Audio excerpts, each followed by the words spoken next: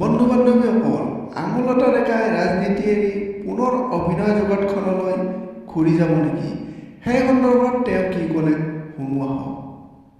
ক'ৰবাত খেলিছোঁ, ক'ৰবাত খেলুৱৈসকলক প্ৰেৰণা দিবৰ কাৰণে চেষ্টা কৰিছোঁ, ক'ৰবাত হয়তো নাটকৰ মাধ্যমেদি প্ৰেৰণা দিবৰ কাৰণে যত্ন কৰিছোঁ, য'ত যেনেকৈ পাৰিছোঁ। কাৰণ সাংস্কৃতিক পথাৰখন বহুত বিশাল হয়, বহুত ডাঙৰ হয়, আৰু এইখন পথাৰত থাকি যিটো আনন্দ পোৱা যায় মোৰ বোধেৰে কোনো এখন মঞ্চত নাপায়।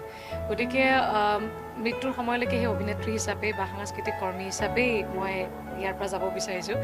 গতিকে ভাল পৰিৱেশ এটা সৃষ্টি কৰাৰ ক্ষেত্ৰত যদি ক'ৰবাত নহয় ক'ৰবাত আমাৰ যদি অকণমানো অৱদান আমি দি থৈ যাব পাৰোঁ, সেইটো জীৱন সাৰ্থক হ'ব।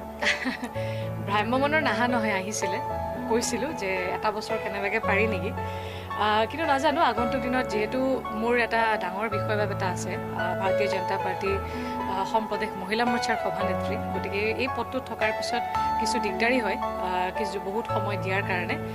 গতিকে চাওঁ, সময়ে আচলতে কথা কয়, কাৰণ ৰাজনৈতিক পটভূমিবিলাক খুব তাৎক্ষণিকভাৱে সলনি হয়। গতিকে ৰাজনৈতিক পটভূমি চাইহে সিদ্ধান্তবিলাক লয়। মোৰ প্ৰথম পৰিচয়টো হৈছে সাংস্কৃতিক ক্ষেত্ৰখনৰ পৰা। ইয়াৰ জৰিয়তেহে মই ৰাজনৈতিক ক্ষেত্ৰখনত স্থান লাভ কৰিছোঁ। গতিকে সাংস্কৃতিক মন জানেতো বিশাল হয়। গতিকে ক'ৰবাত খেলিছোঁ, ক'ৰবাত খেলুৱৈসকলক প্ৰেৰণা দিবৰ কাৰণে চেষ্টা কৰিছোঁ, ক'ৰবাত হয়তো নাটকৰ মাধ্যমেদি প্ৰেৰণা দিবৰ কাৰণে যত্ন কৰিছোঁ, য'ত যেনেকৈ পাৰিছোঁ। কাৰণ সাংস্কৃতিক পথাৰখন বহুত বিশাল হয়, বহুত ডাঙৰ হয়, আৰু এইখন পথাৰত থাকি যিটো আনন্দ পোৱা যায় মোৰ বোধেৰে কোনো এখন মঞ্চত নাপায়।